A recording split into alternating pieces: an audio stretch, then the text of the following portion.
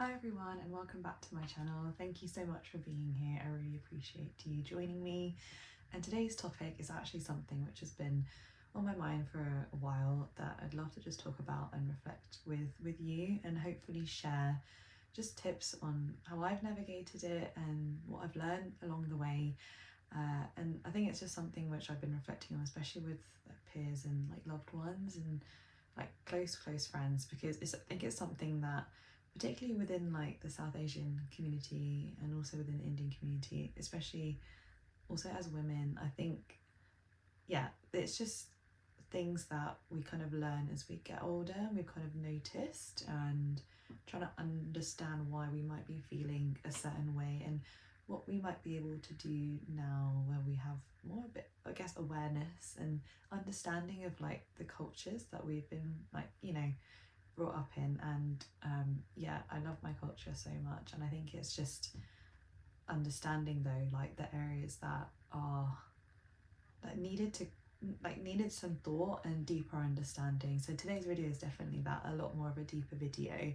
So today is going to be talking about why you feel bad putting yourself first, and also how to navigate and how to stop it. And I feel like a lot of people, not even just in the South Asian background, you feel this. And I think, for example, if you've ever said no but feel really guilty afterwards, or if you put yourself first and then felt like a bad daughter or a bad sister or felt selfish, or I think it's just reminding ourselves that it's not because there's any weakness there. I think it's just the mentalities that we've kind of grown up with. So I just wanted to just touch upon that at the start. So if we actually look at what is actually going on and why we might feel this way. So a lot of South Asian women and a lot of young women are taught to not just be kind, but to be self-sacrificing.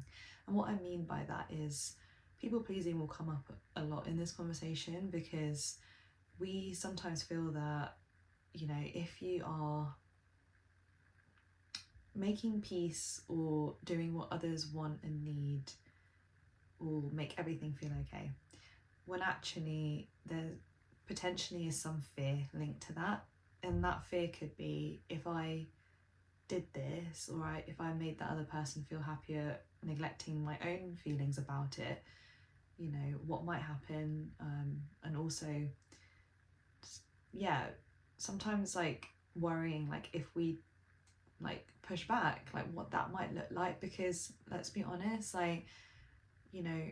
people go through some quite tough experiences, emotional abuse within a household, potentially physical. And even just before I go into this, I really hope that if you're experiencing anything like that, I hope that the support, that you'll be able to get the support that you might need. And this is all, again, just personal experience. So but just to say that, I think once we've learned that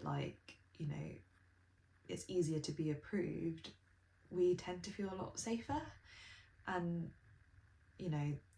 if we are in any way disapproving, or there's a disapproval element within the room about a certain topic or so on, that creates a sense of threat to us, which means that you might retreat inside yourself a little bit. So I think basically what I've also learned is when I used to say no to things, I used to feel really anxious. And if I chose myself and went against maybe what my family thought about something, or the society that I live, Indian society, choosing myself made me feel am I being really selfish, not doing what everybody else thinks is the right thing.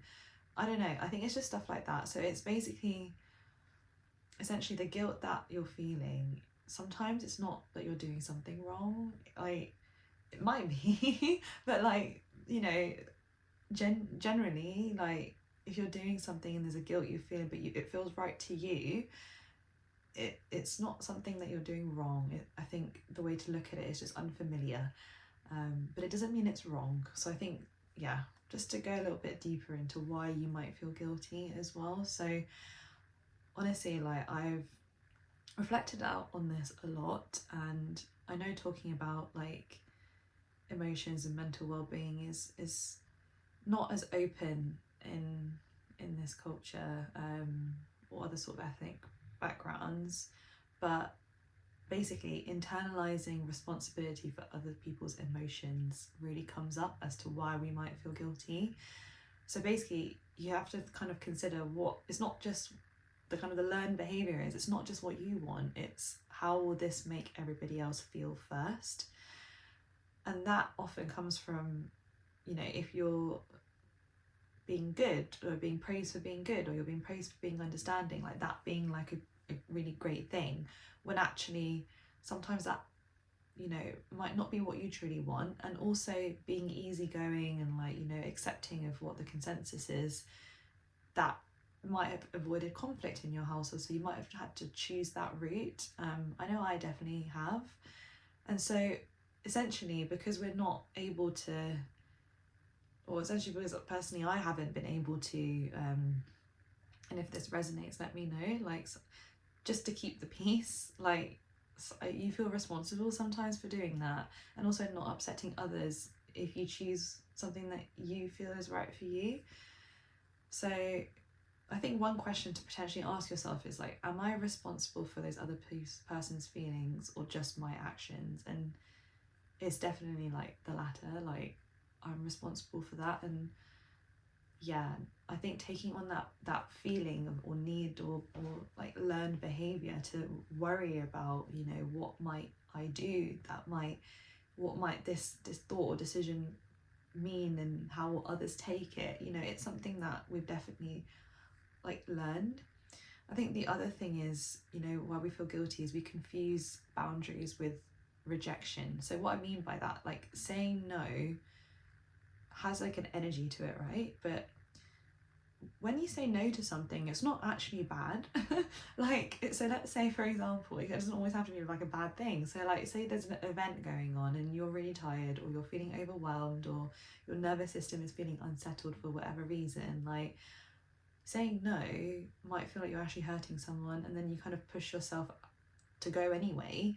As an example, like, let's be honest, there's so many functions in like Indian culture that you kind of feel like your brain, you know, if we're trying to translate what your brain might be thinking, so saying to someone I can't come, to then the thought might be I'm going to be letting them down, or if I need some personal space, it means I'm being selfish, when in reality you might have had a really crappy week, or just feeling really low or whatever, and we're just kind of, you know, not, sometimes we not don't honor what we actually need, just to, because we care too much about what others might take from that.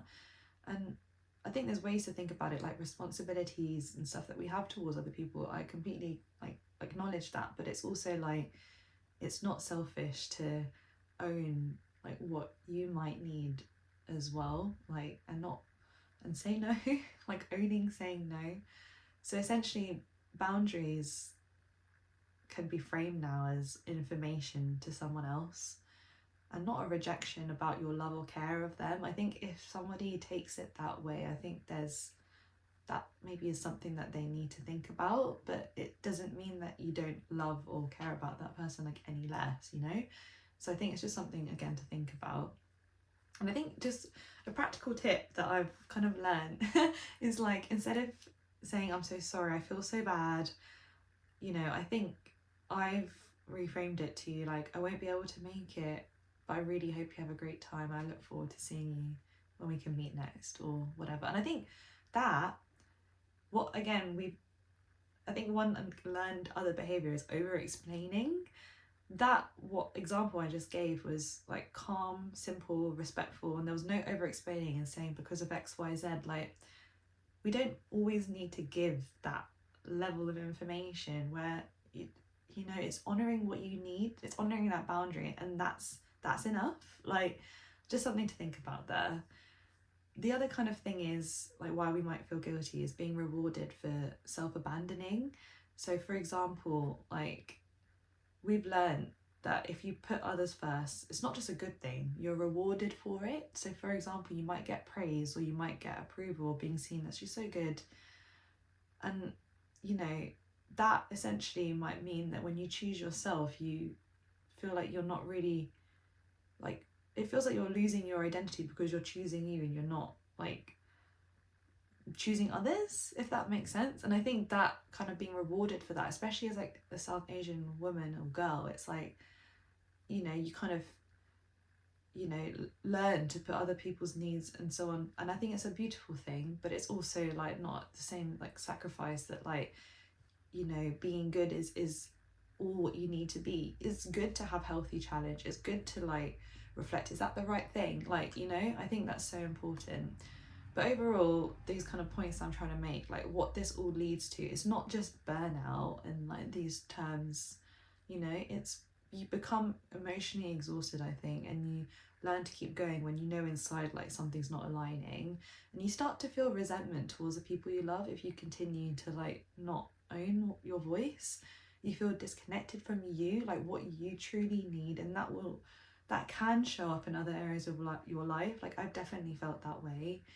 And it's also sometimes you lose what you want and what that you don't even know what you might want anymore, because it's become so much of like, you know, what do others need over myself. So I think showing up for everyone else is a nice thing in concept, but it's not, without, you know, being visible and or feeling invisible in your own life, I think is where a lot of like young, or like when you're younger into your like, you know, 20s, 30s, 40s, 50s, etc., like it just feels like it continues, and I personally don't want that. Like, so yeah, anyway, that's like kind of my thought there.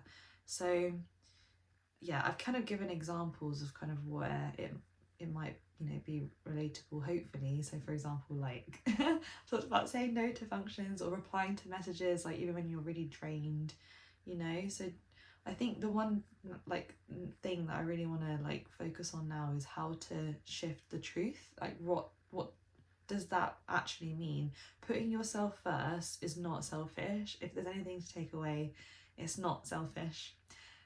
Yes, it's not selfish. You know, we're just not used to it yet. I definitely wasn't used to it yet.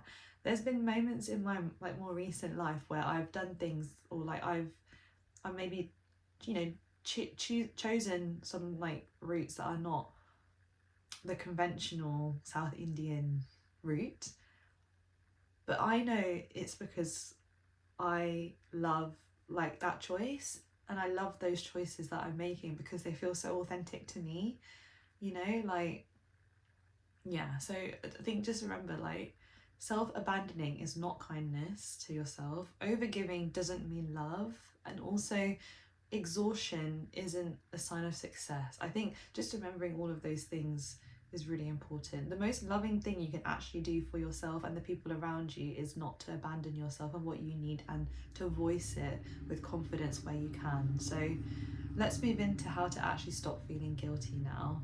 So one thing I'd really like to start with is learn to sit with that guilt instead of trying to fix it immediately. Like, you might feel guilty and want to explain, etc., but just pause and don't act on it immediately, and let it breathe. Like, emotion can sit and there doesn't need to be straight action afterwards. So if you said no to someone and you're feeling that guilt, allow yourself to feel that guilt for a bit, but you don't need to action anything immediately from it. Like, this actually will train your brain to realize that over time, like, now I'm saying no and I'm feeling guilty, and the next step to that formula is X, meaning overwhelm or anxiousness. But when you change that and you pause and you allow yourself to feel like, I can let this emotion breathe, that will rewire your brain to be like, it's safe now to say no. It's safe because I know the response. I think the next thing is use the pause before yes rule. I actually heard this, I can't remember, I think it was like in a book somewhere. It was basically stop automatically saying yes. So if you know that you have someone says something or asks something of you, and you know immediately, this is not how I'm going to this is not how I'm gonna maybe do that thing, or I can't do this thing, you can say, let me check and get back to you. Such a simple phrase, but honestly it's changed my life, especially in a work sense. Like, I might not be able to get to that person straight away, and I do want to caveat all of this, what I'm talking about has shown up in a work like environment here, because it's like I want to help people and get things done and get things moving and support as many people as, you know, support people. But also, if my like to-do list isn't getting done, or I'm like like over subscribing myself to like different things and needs, like it's, you again are going to feel overwhelmed. So it's like, let me check and get back to you and own that statement. You don't need to like, you know, feel bad about that. And that allows you time to think. It allows you to check with your actual feelings. If we move out of like, you know, into like just normal life situations, you can see how you feel about something and actually be like, yeah, I'm not sure, and see how you feel. So yeah, moving on to the next one is stopping over explaining, and this is really huge. Oh, my battery's gonna die. I'm gonna put it on charge for 1 second. Okay, I'm back. But basically, stop over explaining. I think this is such a huge one. Sometimes we over explain because we're trying to manage how that other person is going to react to what we're saying. I have definitely done this numerous times in my life, and like, you know, like for example, I will say, I've been really sorry, I've just been so busy, so tired, this is going on, like so on, when actually I could have just said, I won't be able to make it this time, end of story. Over explaining, I think, is just a way for us to, a way that I have learned, and let me know again if this is similar for you. Over explaining means that you feel like you have some sense of, I don't know whether it's a sense of control, or just like, you know, you feel like you're making the situation better by letting the other person know how you're feeling, and that will make everything okay. But it's not all about that, and trying to manage the other person's emotions and response when that's not our responsibility. The boundary, or the element here, is just, I won't be able to make it this time, end of story. I think over explaining, I think, is definitely something that I've learned to like just cut down. We don't need to do it. The next thing is separating discomfort from something wrong. Just because something feels uncomfortable doesn't mean that it's wrong. Again, a huge brain shift that happened to me with that point. Like, just think, when you've set a boundary, or you know, you feel guilty about something, but you voice like, this is how I feel about it, did you actually do anything wrong? Probably not. You probably didn't do anything harmful to the other person. Like, if you were really aggressive in your tone, you know, that's maybe like a different story. But like, if you said it with calmness and clarity, you know, doesn't, you're not doing anything harmful, you're just voicing that need. So ask yourself that, did I do anything to harm that person, or was this just like something new or unfamiliar? And that's like, I think the switch, like, yeah, I really hope that helps, because I think that really honed it down for me. And I think the next kind of part is also thinking about your identity within all of this. So like, you're, depending on how long, you know, this is ingrained in us in childhood. Like, obviously you learn so much from childhood and your caregivers and the environment that you're in. So it's not just changing behaviour. Sometimes it can feel like changing your identity, and sometimes it needs to be reflected in that way. So for example, like, if you're known for being the person who's there for everyone, right?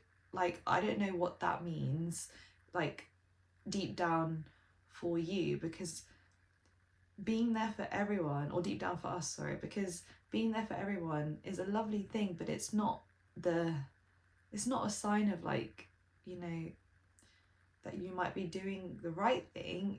There might be things that are being sacrificed by doing that. So I think framing it from like being the person who I'm doing it for everyone, you can shift that identity and be like, I'm actually someone who also respects what my own needs are as well. Again, so powerful.